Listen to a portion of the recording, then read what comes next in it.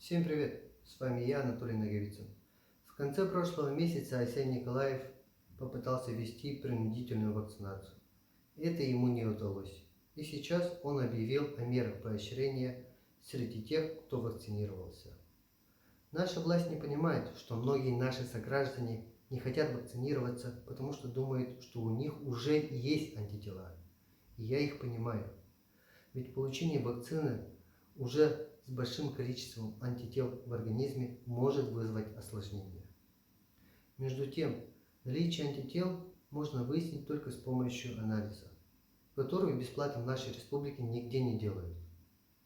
Поэтому наша партия «Яблоко» направила предложение в Министерство здравоохранения сделать анализы на антитела бесплатными для всех желающих. И каждый, кто наверняка узнает о отсутствии у него иммунитета от коронавируса, задумается о вакцинации. И самое главное, перед вакцинацией каждого конкретного человека врачи должны его проверить тщательным образом на индивидуальные противопоказания. Рисковать жизнью и здоровьем человека нельзя. Более того, каждое осложнение после вакцинации будет наносить существенный ущерб прививочной кампании. Вакцинация, безусловно, необходима, ведь с помощью вакцинации человечество победило многие болезни, но она должна оставаться добровольной. Подписывайтесь на мой канал, ставьте лайки и делитесь этим видео.